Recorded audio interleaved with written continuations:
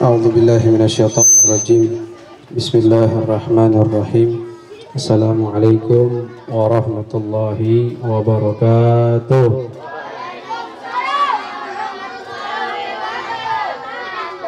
Alhamdulillah, assalatu wassalamu ala rasulillah wa ala alihi wa ashabihi wa man walah wa la hawla wa la quwwata illa billah. Rabbi israh li sadri wa yassir li amri wahlul 'uqdatam min lisani yafqahu qawli wa saddid lisani wahdi qalbi bijahil nabi wa ala alihi wa ashabihi. Allahumma alimna ma yanfa'una warzuqna 'uluman tanfa'una fid din wad dunya wal akhirah. Allahumma rzuqna fahman nabiyyin wa hifdzal mursalin wa ilhamal malaikatil muqarrabin. Allahumma ij'alna minal ladzina yastami'una al-qawla fayattabi'una ahsanah. Amin ya rabbal alamin. Hadirin wal hadirat, jamaah dan keluarga besar Masjid Berkah Box Balikpapan, Kalimantan Timur yang dimuliakan dan yang dicintai oleh Allah Subhanahu wa taala. Alhamdulillah, tsumma alhamdulillah, tsumma alhamdulillah. Kita semua saat ini termasuk orang-orang yang dicintai oleh Allah Subhanahu wa taala. Mengapa demikian? Karena saat ini doa-doa kita yang dulu kita panjatkan saat ini Allah kabulkan. Ya, kita dari bulan Rajab, dari bulan Sya'ban minta sama Allah, Allahumma barik lana fi Rajaba wa Sya'bana wa ballighna Ramadan. Ya Allah, berkahilah kehidupan kami dalam bulan Rajab. Ya Allah, berkahilah hidup kami dalam bulan Sya'ban, dan sampaikanlah kami ke dalam bulan suci Ramadan. Artinya apa? Artinya hari ini kita semua doa-doa kita dikabulkan oleh Allah. Maka sudah seharusnya kita sebagai hamba, ya, kita kalau minta sesuatu kemudian permintaan kita dikabulkan, sudah seharusnya kita bersyukur. Maka alhamdulillah hari ini kita semua tadi sudah mulai melaksanakan kewajiban kita, salah satu rukun Islam, bahwasanya saat ini di bulan suci Ramadan semua muslimin dan muslimat diwajibkan oleh Allah untuk berpuasa. Ini adik-adik semua puasa nggak hari ini? Yang puasa setengah hari ada nggak? Angkat tangan yang setengah hari. Oh, ada setengah hari. Ada. Nah, tapi alhamdulillah ini mudah-mudahan awal yang baik, ya, awal yang baik seperti yang disampaikan oleh guru kita kemarin, Syekh Majid Abdullah Al-Iliani. Beliau menyampaikan bahwasanya permulaan sesuatu ketika baik, ya, segala sesuatu ketika permulaannya baik dan akhirnya baik, maka apa yang ada di antara keduanya insya Allah akan diampuni oleh Allah Subhanahu wa taala. Maka kita pergunakan awal yang baik ini, mudah-mudahan kita berharap mudah-mudahan selanjutnya, hari-hari selanjutnya di bulan suci Ramadan kita bisa memaksimalkan kenikmatan yang Allah berikan kepada kita. Kita bisa memaksimalkan yang kita minta sudah Allah kabulkan nih. Yang kita minta sudah Allah kabulkan, yang kita minta sudah Allah kasih. Maka bagaimana kita mensyukuri apa yang telah Allah berikan dalam kehidupan kita. Salawat serta salam tidak lupa kita haturkan keharibaan junjungan kita Nabi besar Muhammad sallallahu alaihi wasallam beserta keluarga, kerabat, sahabat dan para pengikut beliau yang setia hingga akhir zaman. Teman-teman dan bapak-bapak, ibu-ibu yang dimuliakan dan yang dicintai Allah Subhanahu wa taala, keluarga besar Masjid Berkah Box. Alhamdulillah tadi sudah disampaikan oleh Ustadz kita, Ustadz Bobby, bahwasanya insya Allah kalau Allah berkenan, mudah-mudahan kita bisa menyelesaikan selama 1 bulan membahas tentang fikih keluarga, tentang bagaimana tatanan keluarga di dalam Islam. Nah, maka karena pembahasan tentang keluarga, jadi mungkin usul saya nanti ke depannya Ini yang di sebelah kanan saya kan perempuan ya, mungkin ibu-ibunya yang di depan, adik-adiknya yang di belakang gitu. Karena pembahasannya pembahasan keluarga gitu. Nanti kalau kita berbicara dia hajak ini nggak nyambung gitu ya. Nah, tapi nggak apa-apa. Mudah-mudahan ini adik-adik yang ada di sini ini semua adalah kekasih Allah Subhanahu Wa Taala. Ya, ini adik-adik kita ini kalau berdoa ini semua doanya diijabah oleh Allah. Kenapa? Karena adik-adik kita ini belum dan tidak melakukan dosa. Artinya hatinya masih suci. Dan ketika berdoa dikabulkan oleh Allah. Maka alhamdulillah sebuah kenikmatan bapak-bapak, ibu-ibu yang memiliki anak-anak yang soleh dan solehah. Kita berharap mudah-mudahan dengan kita semua mengetahui bagaimana sih pedoman Islam di dalam mengatur keluarga. Mudah-mudahan tercipta di keluarga kita baiti jannati, rumahku syurgaku. Ya. Bismillahirrahmanirrahim. Al-usratu fima qabla al-Islam. Jadi sebelum kita membahas pedoman Islam di dalam menata kehidupan keluarga, mari kita sama-sama mengetahui bagaimana historis tentang tatanan dunia. Ini bukan apa namanya, yang Bandung apa tuh, Empire ya, tatanan dunia bukan ya. Tetapi bagaimana kita mengetahui dunia menata keluarga dulu, kita harus mengetahui historisnya. Nah, jadi dahulu keluarga itu bukan sesuatu yang memiliki sesuatu yang spesial. Ya. Dahulu orang-orang ketika dia berkeluarga, justru ketika seseorang berkeluarga, ada suami, ada istri, ada anak-anak, maka di dalam keluarga tersebut terkotak-kotakkan, terpisah dengan jurang yang sangat lebar. Jadi banyak hak dan kewajiban yang dilalaikan. Baik itu hak kewajiban suami, baik itu hak kewajiban istri, dan hak kewajiban anak-anak. Karena terkotak-kotakkan, dan memang seluruh dunia hampir seperti itu ketika itu. Bahkan kalau kita melihat sejarah jauh dulu, orang-orang Yunani itu menganggap perempuan itu hanya sekedar barang yang tak bernilai. Bukan yang tak ternilai ya, tapi tak bernilai, yang tidak ada harganya. Dahulu perempuan itu diperjualbelikan di pasar. Bahkan telah disematkan di dalam diri perempuan itu perbudakan dan objek kenistaan. Sungguh ketika itu dunia tidak menganggap keluarga sebuah ikatan yang sakral dari Allah Subhanahu wa taala. Justru keluarga, ketika seseorang berkeluarga maka akan terpisah dengan beberapa peraturan-peraturan yang tidak sama sekali tidak masuk akal manusia.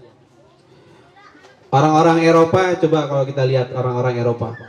Orang-orang Eropa itu bahkan tidak sedikit pun mengakui hak kemanusiaan bagi perempuan. Gak ada hak bagi perempuan. Karena menurut orang-orang Eropa, perempuan itu diciptakan untuk melayani laki-laki.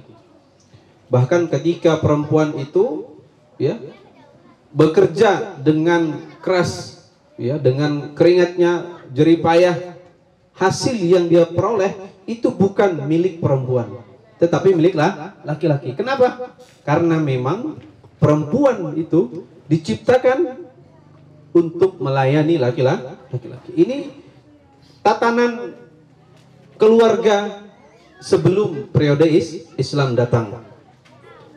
Dan juga luar biasa, Masya Allah, pada zaman jahiliyah. Pada zaman jahiliyah itu juga sangat carut marut peraturan di dalam berkeluarga.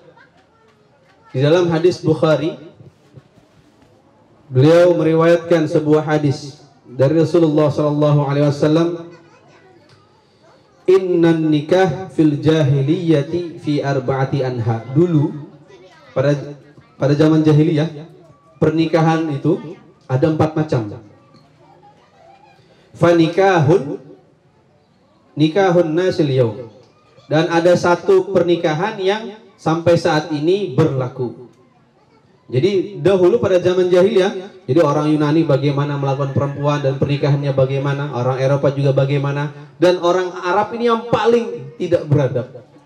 Yang paling tidak beradab. Kenapa? Karena pernikahan di zaman jahiliyah itu ala arbati anha. Ada 4 macam. Yang pertama ada disebut nikahul wiladah. Yang kedua ada yang dinamakan nikahul istibdha. Yang ketiga ada yang dinamakan nikahur rahad. Dan yang keempat ada yang dinamakan nikahur royah. Nah, ini nikah 4 pernikahan ini satu saja yang dilegalkan di dalam Islam. Yang itu yang pertama, nikahul wiladah.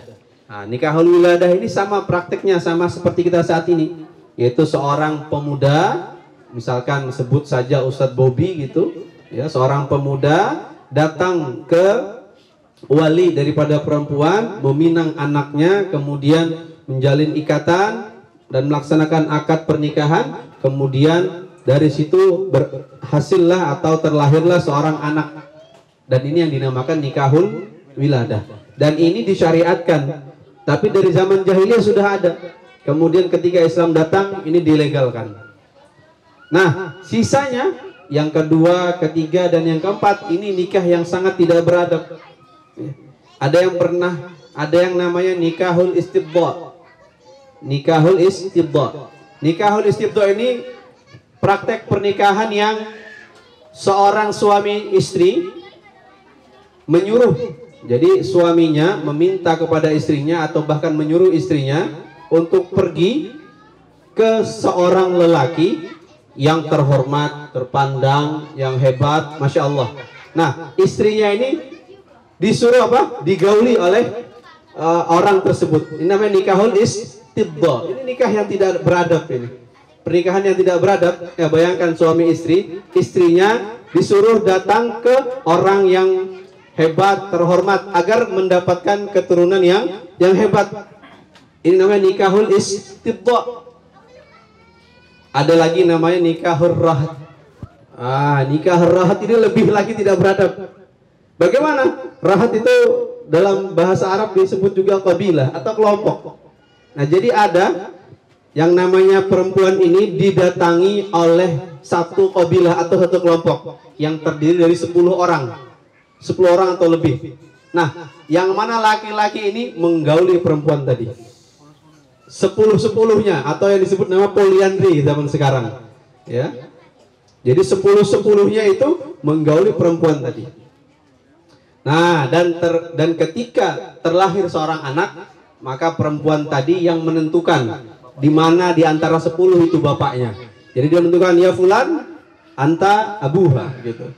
Nah, dan si laki-laki tidak bisa menolak. Nah, si laki-laki tidak bisa menolak. Dan ini sangat tidak beradab. Dan yang keempat yang lebih tidak beradab lagi, pokoknya tingkatannya sama ya. Namanya nikahur royah. Nah, nikahur royah ini seorang perempuan memiliki kemah-kemah atau rumah-rumah yang mana dari kemah tersebut atau rumah tersebut ada bendera yang dipasang yang menandakan bahwasanya siapapun boleh masuk ke rumah itu untuk menggauli perempuan itu. Nah, itu pernikahan pada zaman jahiliyah dulu. Namanya nikahur royah. Dan ketika nanti lahir seorang anak, maka nanti datang seorang qaif namanya. Qaif itu yang bisa melihat persamaan antara anak dengan siapa bapaknya. Nah, itu dilihat. Maka ditentukan dengan, kalau sekarang mungkin kita bilang tes DNA gitu ya. Nah, ini pernikahan ini tentu pernikahan yang tidak disyariatkan oleh Islam, dan ini sungguh sangat tidak beradab dan carut marut di dalam menata keluarga. Maka dari itu Islam ingin menata bagaimana keluarga itu seharusnya, karena sebuah peradaban tentu sangat bergantung dengan keluarga. Keluarga adalah komponen utama di mana peradaban tersebut berkualitas. Ketika keluarga berkualitas, maka peradabannya pun juga akan menjadi peradaban emas. Namun kemudian ketika keluarga menjadi carut marut, maka otomatis peradabannya pun juga peradaban yang kacau balau. Maka Islam pada zaman dulu menghapuskan praktek-praktek atau tatanan di dalam berkeluarga yang tidak benar. Dahulu perempuan itu seringkali menjadi objek penistaan di dalam keluarga. Bahkan orang Arab itu ketika seseorang mendapatkan kabar bahwasanya yang lahir adalah seorang perempuan, maka orang tua tersebut mukanya akan berubah. Yang tadinya senyum, senang, menunggu kehadiran seorang anak, namun ketika diberikan kabar yang datang atau yang lahir adalah perempuan, mukanya langsung berubah merah hitam, menahan segala emosi. Ya, sebagaimana Allah firmankan, a'udzubillahi minasyaitonir rajim, wa idza busyira ahaduhum bil untha dhalla wajhuhu muswadda wa huwa kadhim yatawara minal qaum min su'i ma busyira bih ayumsikuhu ala hunin am yadussuhu fil tarab ala sa'a ma yahkumun. Jadi suatu ketika kalau orang-orang Arab itu dikabarkan dengan kelahiran seorang putri, mereka sangat marah. Mereka hanya dua pilihan mereka menanggung malu atau mengubur hidup-hidup perempuan tadi, anak perempuan tadi. Dan ini yang pernah terjadi oleh sahabat Sayyidina Umar bin Khattab radhiyallahu taala an. Ya, karena suatu ketika sahabat Umar radhiyallahu taala an, beliau ini tertawa kemudian menangis. Jadi ketika berkumpul sama sahabat yang lain, Sayyidina Umar bin Khattab ini tertawa kemudian tiba-tiba menangis. Maka sahabat itu bertanya, "Ya Sayyidina Umar, bagaimana sahabat Umar, mengapa engkau tertawa kemudian menangis?" Kemudian kata Sayyidina Umar, "Aku tertawa karena dulu pada zaman jahiliyah kami itu menyembah berhala yang terbuat dari kurma. Jadi berhalanya ada yang terbuat dari kurma. Kalau kami lapar kita makan kurmanya." Jadi beliau ketawa saking bodohnya gitu. Tuhannya pun dimakan. Beliau tertawa. Namun kemudian ditanya, "Kenapa engkau menangis?" Sayyidina Umar mengatakan, "Dulu aku juga pernah melakukan sebuah praktek jahiliyah yang sangat tidak beradab, yaitu mengubur anak beliau yang putri secara hidup-hidup. Bahkan itu ketika digali kuburnya, anak putri beliau itu apa? Memegang jenggot daripada Sayyidina Umar bin Khattab radhiyallahu taala an, dikubur hidup-hidup. Dan beliau ketika mengingat peristiwa itu, beliau menangis luar biasa. Karena sungguh perempuan pada zaman itu mendapatkan penistaan yang luar biasa. Tidak ada ekualitas antara laki-laki dan perempuan. Tidak ada persamaan antara laki-laki dan perempuan. Dan ini semua dihasilkan karena memang praktek atau tatanan keluarga yang kacau balau.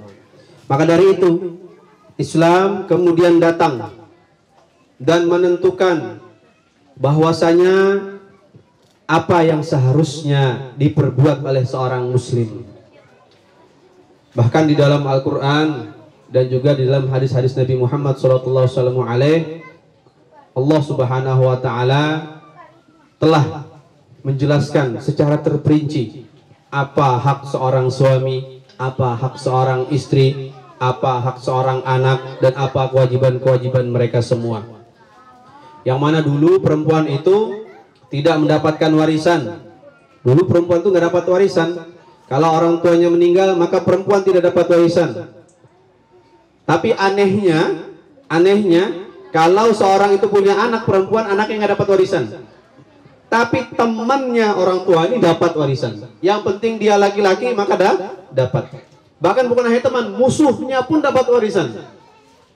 Saking apa namanya? Terhinanya perempuan pada zaman jahiliyah. Perempuan walaupun anaknya nggak dapat warisan. Walaupun anak nggak dapat warisan. Yang lebih lagi apa? Seorang ibu misalkan. Seorang ibu ditinggal suaminya atau ditalak oleh suaminya, maka anaknya boleh menikahi ibunya. Saking apa? Tidak ada nilainya seorang perempuan ketika itu.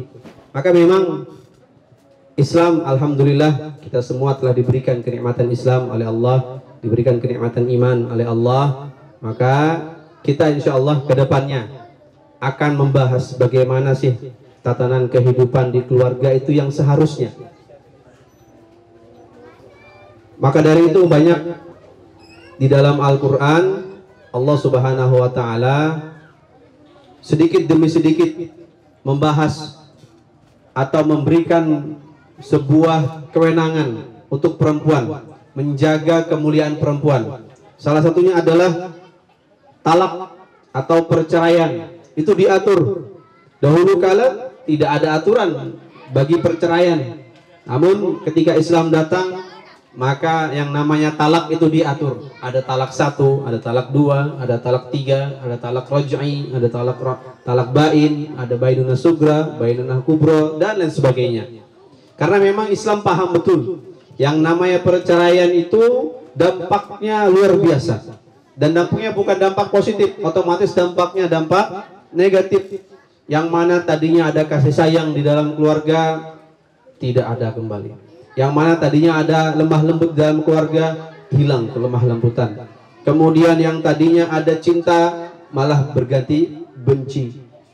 Yang paling kasihan adalah anak-anaknya. Anak-anaknya entah bagaimana keadaannya, pusing, tidak memiliki dan tidak merasakan kehangatan daripada seorang ayah, dan tidak merasakan kelembutan dari seorang ibu. Maka Islam tahu betul dampak negatif daripada perceraian. Maka kemudian Islam mengatur bagaimana praktek talak yang benar dalam Islam. Ada juga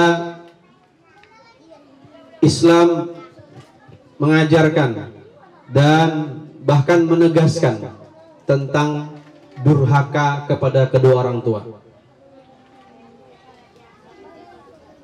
Dan orang tualah memang yang menjadi peranan penting di dalam keluarga.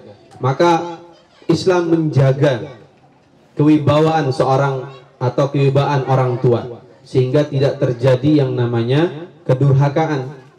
Karena memang durhaka kepada kedua orang tua ini perkara yang Masya Allah dampaknya sangat luar biasa, dan dampaknya sangat dahsyat. Karena Imam Hakim di dalam kitab beliau Al-Mustadrak, beliau menyatakan bahwasanya kullu dzunub yu'akhkharallah ma syaa minha ila yaumil qiyamah. Yang namanya dosa-dosa itu diakhirkan oleh Allah azabnya sampai hari kiamat, kecuali dosa durhaka kepada kedua orang tua.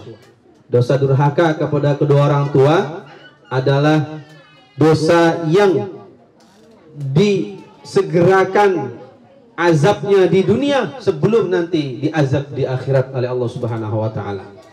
Maka memang Allah betul-betul menjaga kewibawaan orang tua, sehingga di dalam keluarga itu benar-benar ada kehormatan bagi orang tua dan ada kemuliaan bagi orang tua. Coba bayangkan, dulu seorang anak boleh menikahi ibu atau istri daripada bukan ibu, ya, perempuan yang dinikahi oleh ayahnya. Jadi bukan seorang ayah boleh memiliki istri 2, 3 dan sebagainya. Ya, ketika ditalak boleh dia nikahin istri daripada ayahnya. Kan itu sangat, bahkan Allah dalam Al-Quran mengatakan itu praktek adalah sa'a sabila. Itu seburuk-buruknya praktek yang dilakukan oleh orang-orang ketika itu. Maka teman-teman hadirin wal hadirat yang dimuliakan dan dicintai Allah Subhanahu wa Ta'ala, ini sedikit pembukaan dan historis bagaimana keluarga pada zaman sebelum Islam. Dan insya Allah ke depannya kita akan membahas bagaimana seharusnya tatanan keluarga di dalam Islam. Dan mudah-mudahan dengan ini kita semua bisa mendapatkan baiti jannati, rumahku, surgaku. Suami-suami menjadi suami-suami yang saleh, istri-istri menjadi istri-istri yang salehah, anak-anak menjadi anak-anak yang soleh dan solehah, taat kepada Allah, taat kepada Rasulullah, bakti kepada kedua orang tua, menjadi penyejuk mata bagi Rasulullah Sallallahu Alaihi Wasallam. Mungkin ini sebagai pembukaan yang dapat saya sampaikan. Billahi taufiq wal hidayah waridha wal inayah. Thumma assalamualaikum warahmatullahi wabarakatuh.